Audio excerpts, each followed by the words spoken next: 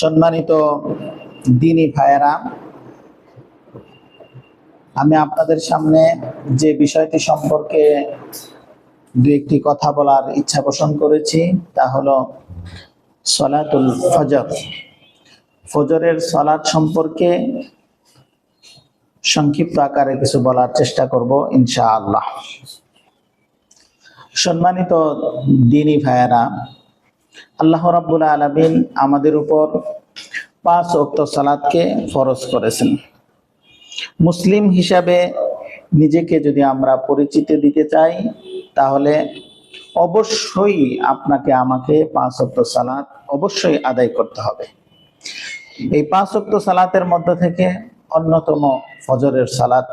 আল্লাহ রাব্বুল আলামিন কোরআনে যে আয়াতের মাধ্যমে ওয়া কুরআনাল ফাজর ইন্না কুরআনাল ফাজরি কানা মাশহুদা, নবীকে উদ্দেশ্য করে বলছেন যে আপনি সালাতকে কায়েম করুন সূর্য পশ্চিম আকাশে ঢলে যাওয়া থেকে মধ্যরাত পর্যন্ত। এই বাক্যের মধ্যে 4 ওয়াক্ত সালাতকে ফরজ করা হয়েছে। একটা হলো জোহরের সালাত, সালাতুল আসর, সালাতুল মাগরিব, সালাতুল ইশা। যখনই ফজরের কথা আল্লাহ বলেছেন তখনই সেখানে উল্লেখ করেছেন কুরআন আল ফাজর, আই সালাত আল ফাজর। সাথে সাথে ফজরের সালাতটাকেও কি করেছেন? ফরজ করেছেন।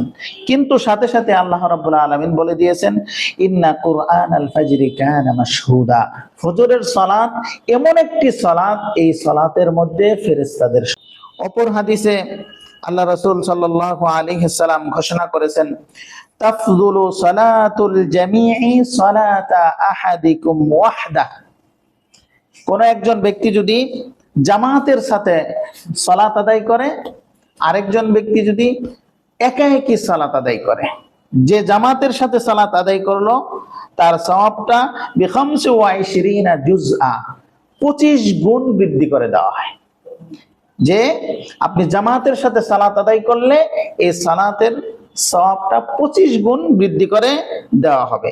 এই হাদিসের শেষ অংশে আল্লাহ রাসূল বলেন ওয়া তাজতামিউ মালাইকাতুল লাইলি ওয়া মালাইকাতুন নাহারি ফি সালাতিল ফজর, রাতে এবং দিনে আল্লাহর পক্ষ থেকে যে ফেরেশতাগণ আসেন এই ফেরেশতাদের একত্রিত হয়, জমা হয় ফজরের সালাতের সময়।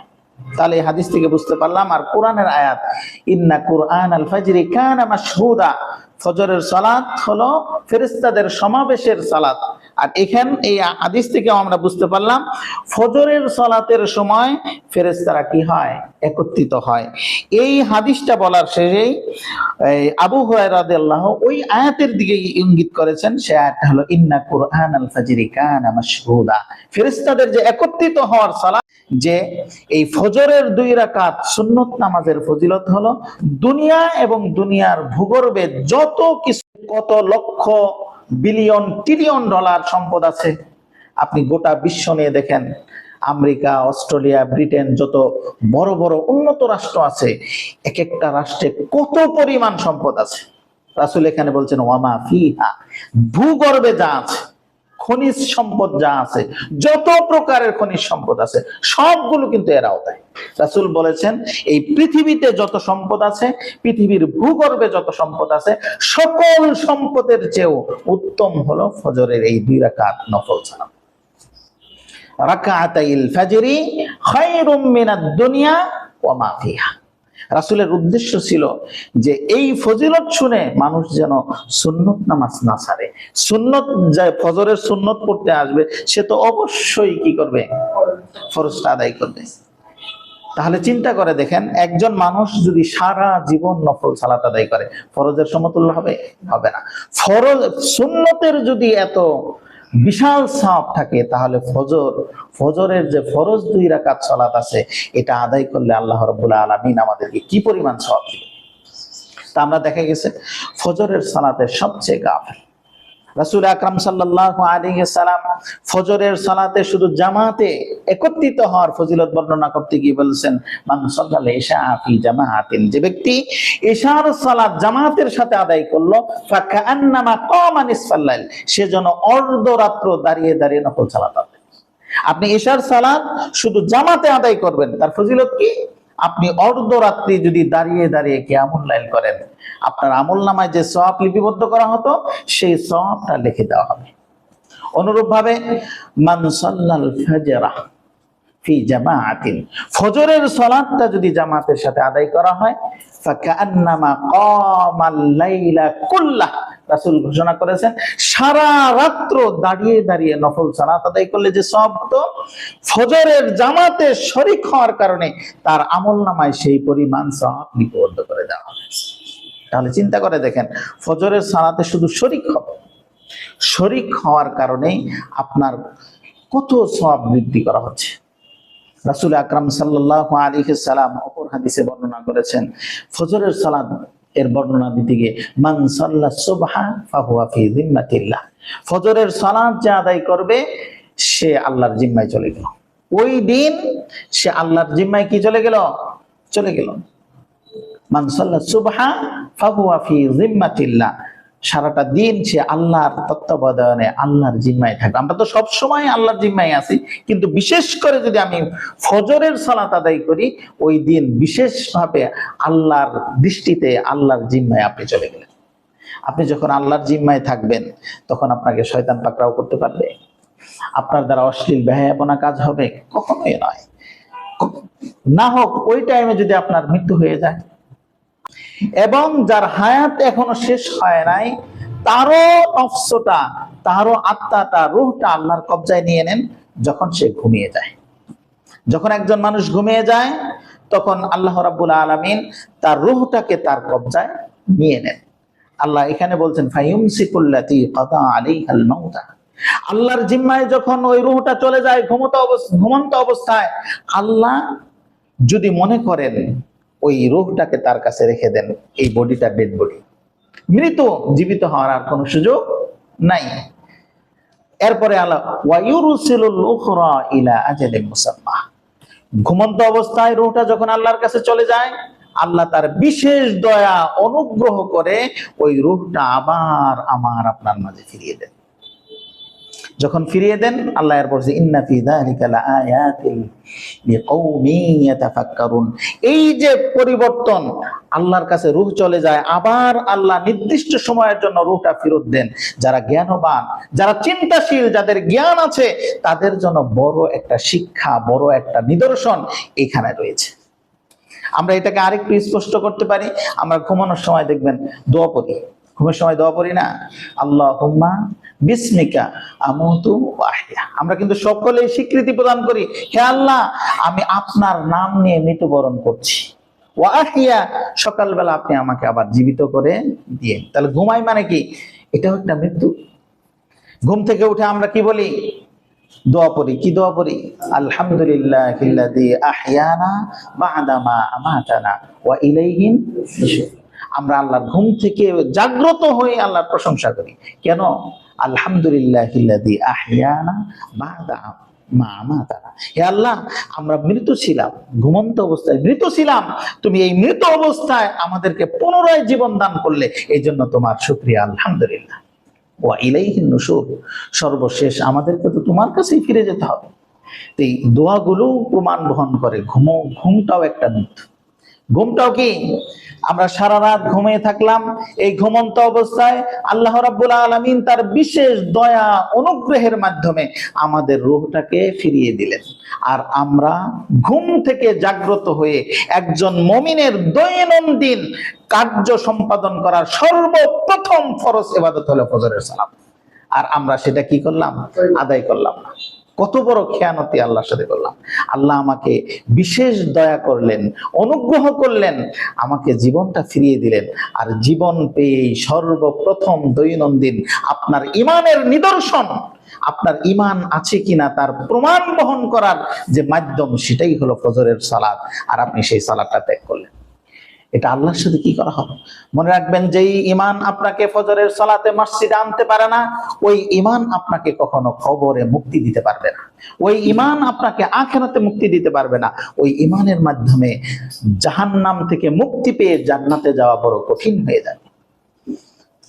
এজন্য আমাদের উচিত আমরা যেন আমাদের ইমানি জজবা, ইমানি চেতনাকে বৃদ্ধি করি। এই ইমানি চেতনায় আমাকে ফজরের সময় বিছানায় ঘুমিয়ে থাকতে দিবে না। রাসূল আকরাম সাল্লাল্লাহু আলাইহি সাল্লাম একদিন ফজরের সালাত আদায় করার পর তার কলিজার টুকরা উম্মাহাতুল মুমিনিন ফাতেমা রাদিয়াল্লাহু আনহার কাছে গেলেন। ফাতেমা রাদিয়াল্লাহু ফজরের সালাত আদায় করে শুয়ে আছে। রাসূল আকরাম সাল্লাল্লাহু আলাইহি সাল্লাম যে দেখলেন তার কলিজার টুকরা শুয়ে আছে, সাথে সাথে তাকে কি বললেন, ইয়া বুনাই ইনকিদি ওয়ালা, ও তুমি, হে আমার বৎস, তুমি দ্রুত জাগ্রত হও। ওয়াশহাদি রিজকাল্লাহ, তুমি আল্লাহর রিজিক গ্রহণ করো। ওয়ালা তাকুনি মিনাল গাফিলিন, তুমি গাফেলদের অন্তর্ভুক্ত হয়ো না। এরপরে রাসূল বলছেন, ইন্নাল্লাহা ইউকাসসিমু আরযাকা ইবাদি মা বাইনা তুলুইল ফাজরি ওয়া তুলুইশ শামস। হে আমার কন্যা, আল্লাহ রাব্বুল আলামিন দৈনন্দিন বান্দার রিজিককে বন্টন করেন যখন ফজর উদিত হয় তখন থেকে সূর্য উদিত হওয়ার পূর্ব মুহূর্ত পর্যন্ত। এই সময়টা হলো দৈনন্দিন বান্দার রিজিক বন্টন করার সময়, আর এই সময় তুমি ঘুমিয়ে আছো। এজন্য ইমাম কাইয়্যিম রাহিমাহুল্লাহ তিনি বলতেন, এই নাওমাতুস সুবহি তামনাউর রিজকা, সকালের ঘুমটাই রিজিকের একটা প্রতিবন্ধক বাধা। এজন্য ফজরের সালাত শেষ করার পর এই সময় আল্লাহ রিজিক নিয়ে কি আসেন, আল্লাহ রিজিক বন্টন করেন। আর আমরা এই সময় কি করি? আমরা ঘুমিয়ে থাকি। আমরা সুস্থতার জন্য সকলেই ব্যাকুল। বিভিন্ন ডাক্তার, বিভিন্ন চিকিৎসকের কাছে আমরা ঘোরাফেরা করি। চিকিৎসা বিজ্ঞানীর কাছে যাবেন, বুখারীর একটা হাদিস 2 জায়গায় এসেছে, ইয়াকিদু শাইতান আলা আলা আলা কাফিয়াতি রাহসি আহাদিকুম ইদা নামা। যখন একজন মানুষ ঘুমিয়ে যায় তখন শয়তান মানুষের পিছনে, মাথার পিছনে 3টা গিঠু মেরে দেয়। ফি কুল্লি উকুদাতিন, প্রত্যেকটা গিঠু দেয়। আর শয়তান বলে, লাইলান তাবিলা, হে অমুক, তোমার সামনে বিশাল রাত্র, তুমি ঘুমিয়ে যাও। এই মানুষটা এই শয়তানের গিঠু খেয়ে ঘুমিয়ে যায়। রাসূল আকরাম সাল্লাল্লাহু আলাইহি সাল্লাম বলেন, যখন এই ব্যক্তিটি জাগ্রত হয়, যাকারাল্লাহ, আল্লাহর নাম স্মরণ করে, দোয়া পড়ে, রাসূল বলেছেন, ইন হাল্লাত আনহু উকদাতান, সাথে সাথে ঘুম থেকে উঠে আল্লাহর স্মরণ করার সাথে সাথে একটা গিঠু টাস করে ছেড়ে দেয়। ওয়া ইযা তাওয়াদ্দা, আর যখন সে ওযু করে, ওযু করার সাথে সাথে ইন হাল্লাত আনহু উকদাতান, 2টা গিঠু টাস করে ছেড়ে দেয়। ওয়া ইদা সাল্লা, যখন সে ফজরের সালাত আদায় করে, কেউ এটাকে তাহাজ্জুদের সালাতের ক্ষেত্রেও বলেছেন। তো ভোরবেলার সালাত যখন সে আদায় করে, আর যে তাহাজ্জুদ করবে সে তো অবশ্যই ফজরের সালাত আদায় করে, তার ফজরের সালাত মিস যায় না। তো সকালবেলা যখন সে সালাত আদায় করলো, সাথে সাথে ইনহাল্লাতিল উকাদু, তার শয়তান যে গিঠু মেরেছিল সবগুলো গিঠু ছিঁড়ে যায়। ফাসবাহা নাশীদান তাইয়িবান নাফসি, তখন সে সকাল করে উৎফুল্ল মনে, আনন্দ চিত্তে তার সকালটা হয়। সারাদিন তার শরীরটা সতেজ থাকে, তার মন উৎফুল্ল থাকে। ওয়া ইল্লা হাবিসান নাফসি কাসলান, আর যদি সে ঘুম থেকে যথা টাইমে না উঠে, ওযু না করে, সালাত আদায় না করে, তাহলে সে কুলসিত অন্তর নিয়ে সকাল অতিবাহিত করে, সে অলস হয়ে যায়। সেখান থেকেই তো দেখেন আমাদের রোগবালা শুরু হয়ে যায়। এজন্য আসুন, ফজরের সালাত এটা একটা গুরুত্বপূর্ণ সালাত এবং মুসলিম উম্মার জন্য বড় একটা নিয়ামত।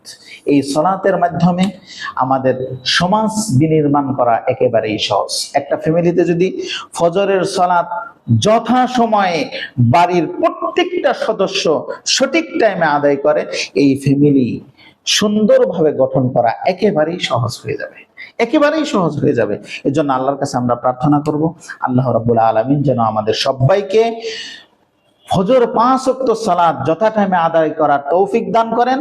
বিশেষ করে ফজরের সালাত যেন আমাদেরকে মসজিদে এসে জামাতের সাথে আদায় করার তৌফিক দান করেন। সকলে বলি আমিন। এই বলেই আমার সংক্ষিপ্ত আলোচনা আজকের মতো এখানেই শেষ করলাম। আসসালামু আলাইকুম ওয়া রাহমাতুল্লাহি ওয়া বারাকাতুহু।